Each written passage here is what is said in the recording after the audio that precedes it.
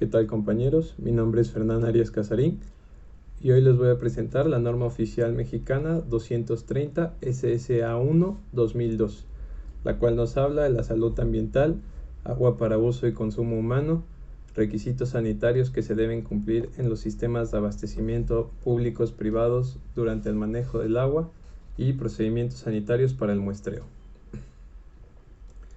¿Por qué es tan importante esta norma? La vigilancia de la calidad del agua es fundamental para reducir los riesgos de transmisión de enfermedades a la población por su consumo, como las de tipo gastrointestinal y las producidas por contaminantes tóxicos. Esta vigilancia se ejerce a través del cumplimiento de los límites permisibles de calidad del agua y complementariamente inspeccionando que las características de las construcciones, instalaciones y equipos de obras hidráulicas, plantas cloradoras, plantas de potabilización, tanques de almacenamiento, cisternas para el transporte y distribución de agua, etc., se protejan ante cualquier tipo de contaminación.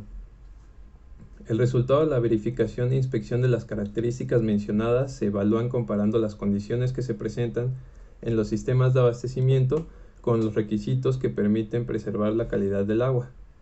En el caso de obras nuevas, la selección de sitio de ubicación y su protección tienen importancia vital para el abastecimiento de agua segura. Proteger el agua de la contaminación siempre será preferible a proporcionarle tratamiento cuando ya esté contaminada. Esta norma oficial mexicana establece los requisitos sanitarios que deben cumplir los sistemas de abastecimiento públicos y privados durante el manejo del agua, para preservar su calidad para uso y consumo humano, así como los procedimientos sanitarios para su muestreo.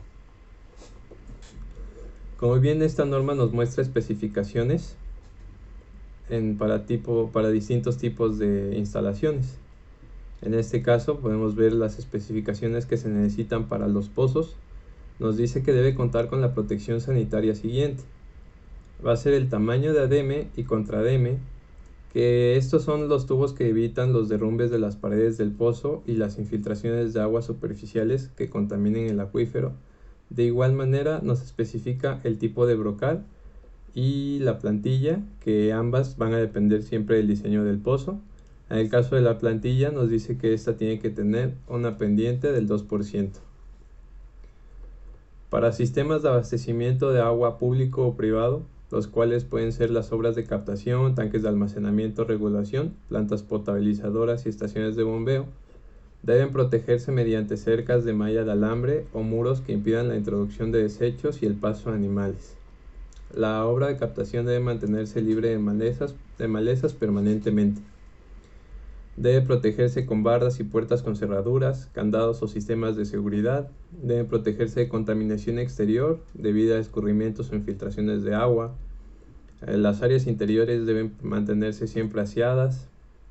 Las tuberías se deben de identificar de acuerdo con un código propio de la empresa. Nos menciona cómo deben de estar las instalaciones destinadas al almacenamiento, los tanques de regulación, las estaciones de bombeo, las paredes interiores, etc. En general, todos los elementos estructurales para un sistema de abastecimiento de agua. Para cisternas, para el transporte y distribución de agua, las cisternas deben recibir su carga de fuente o líneas de distribución del sistema de abastecimiento de agua público o privado. También nos menciona las características que deben cumplir la cisterna y que debe utilizarse exclusivamente para el transporte de agua para uso y consumo humano. Debe mantenerse limpia, tener la leyenda de agua potable, la clave de la cisterna que la utiliza la misma empresa, y el personal de la cisterna debe contar siempre con una identificación. El control sanitario y medidas preventivas. Al igual que el punto anterior, nos muestra para distintos tipos de instalaciones y estructuras. En este caso tenemos el sistema de abastecimiento de agua, ya sea público y privado. Nos dice que no deben considerarse como fuentes de abastecimiento para uso y consumo humano aquellas que sean potencialmente un riesgo a la salud humana. Debe preservarse la calidad microbiológica del agua en cualquier parte del sistema, hasta en los puntos más alejados de la red de distribución. Cuando se presenten interrupciones del suministro, ya sea debido a fallas mecánicas, eléctricas, por mantenimiento, al restablecimiento del servicio se debe de reforzar la desinfección. Para cisternas para el transporte y distribución de agua, El organismo operador de la cisterna debe cumplir con el siguiente requisito, que va a ser una bitácora. Esta bitácora debe contener la clave de identificación de la cisterna, el reporte de los resultados de las determinaciones de cloro residual libre, el reporte de mantenimiento, el tipo y localización de fuente de abastecimiento donde se surte, la zona de distribución del agua y el volumen diario de agua distribuido. De ahí pasamos con los procedimientos sanitarios para el muestreo. El procedimiento aquí nos muestra lo que son los materiales, reactivos y equipo de muestreo. Nos dice que se necesitan envases para toma de muestra, ya sea para análisis microbiológico de metales o plaguicidas, un termómetro que permita mediciones en un intervalo de -1 a 50 grados Celsius con graduación de 1 grado Celsius, un potenciómetro para la determinación del pH del agua, un colorímetro para determinación del cloro residual, una hielera con tapa, bolsas refrigerantes o bolsas con hielo cerradas, agua destilada, una solución de hipoclorito de sodio con una concentración de 100 miligramos por litro, gasas o torondas de algodón estériles y equipo de muestreadores. La preparación de envases para la toma de estas muestras nos dice que los recipientes para estas tomas deben ser proporcionados con una hoja de cadena de custodia por el laboratorio responsable del análisis, ya sea microbiológico o físico y químico. El procedimiento que sigue para la toma de muestra nos dice que para un análisis microbiológico se utilizan frascos de vidrio, frascos estériles o bolsas estériles con cierre hermético, y ya sean estos de una capacidad de 1/4 o 1/8 de litro. Dentro de la norma, este apartado nos comenta los pasos a seguir para realizar el análisis microbiológico, ya sea en bomba de mano, en grifo o válvula, en captación de un cuerpo de agua superficial o tanque de almacenamiento, un pozo profundo o un pozo somero o fuente similar, o en grifo o válvula de muestreo o boca de manguera de distribución de cisterna de vehículo. De igual manera, la norma nos comenta los pasos a seguir para análisis físicos, químicos y radioactivos, los cuales se aplican en una bomba de mano o en captaciones de agua superficial. Estos vienen todos desglosados en la norma, pero a cuestión de límite de tiempo no lo podemos mostrar aquí. Luego nos dice el manejo de muestras. Las muestras tomadas deben colocarse en hieleras con bolsas refrigerantes para su transporte al laboratorio, a una temperatura entre 4 y 10 grados, cuidando de no congelar las muestras.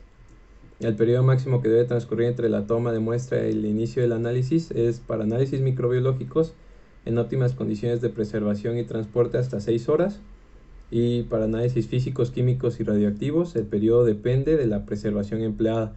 Más adelante veremos una tabla de cómo se trabajan estos tiempos de preservación. Luego tenemos la identificación y el control de muestra. Nos dice que para las muestras deben etiquetarse los frascos y envases con el número de control para identificar la muestra, la fecha y hora de muestreo. Para el control de la muestra debe llevarse un registro con la siguiente información: una identificación del punto o sitio de muestreo, temperatura del agua, pH, cloro residual libre, tipo de análisis a efectuar, en su caso reactivo empleado para la preservación, observaciones relativas a la toma de la muestra y nombre de la persona que realizó el muestreo.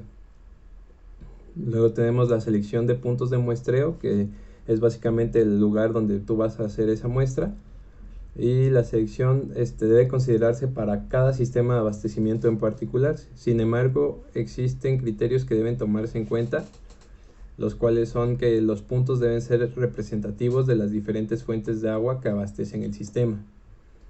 Debe haber una distribución uniforme de los puntos de muestreo a lo largo del sistema y, en su caso, considerar los lugares más susceptibles de contaminación. Los puntos se localizan dependiendo del tipo de sistema de distribución y en proporción al número de ramales. Debe haber como mínimo un punto de muestreo inmediatamente a la salida de las plantas de tratamiento en caso de que los haya. Preservación de muestras. Bueno, en esta tabla nos enseña lo que se desea determinar en el agua, el material de los envases, ya sea de plástico o vidrio, el volumen mínimo de la muestra, la manera en la que se puede preservar y el tiempo máximo de almacenamiento. Bueno, ahora vamos a proceder con los ejemplos. En el caso de las normas de calidad del agua, podemos hallar algunos tipos de industrias que pueden ejercer estas normas de calidad, o bueno, más bien las tienen que llevar a cabo, están sometidas bajo ellas. En algunos ejemplos tenemos aquí las plantas potabilizadoras, que las pueden ocupar para hallar las propiedades del agua y cómo trabajarla. Las cisternas de transporte, con la cual vimos en la norma anterior, nos especifica acerca de los cuidados de la cisterna y las características que deben de cumplir.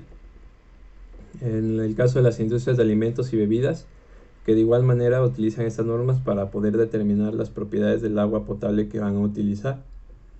Lo mismo sucede con las granjas y cultivos en el caso de alimentos y bebidas. Balnearios y albercas públicas también están sometidas en cierto modo a las normas, ya que para que puedan cumplir con las especificaciones del agua y no sea un peligro para sus visitantes. Las purificadoras, que deben de cumplir con la limpieza y mantenimiento de sus instalaciones y estar bajo chequeo de muestras para comprobar que el agua sea apta para consumo humano. En este caso, los mismos laboratorios utilizan de igual manera las normas para saber cómo manejar las muestras y qué pasos realizar a la hora de tomarlas y cómo preservarlas y almacenarlas. En el caso de por ejemplo, las purificadoras, ellas lo que hacen es enviar sus muestras a laboratorios para ver que cumplan con la norma. Y ahora la parte lo más importante para nosotros, que viene siendo los mismos sistemas de abastecimiento de agua, para proteger todo el sistema de muchos factores, entre ellos la contaminación, la purificación del agua o la hermeticidad que llevan las tuberías para evitar fugas, etc. Hay muchos factores en los que están trabajando las normas dentro de los sistemas de abastecimiento de agua. Y por último de todos estos ejemplos les mostramos un video donde de hecho se aplica la norma de hermeticidad para verificar que no haya fugas dentro de una tubería en una red de distribución.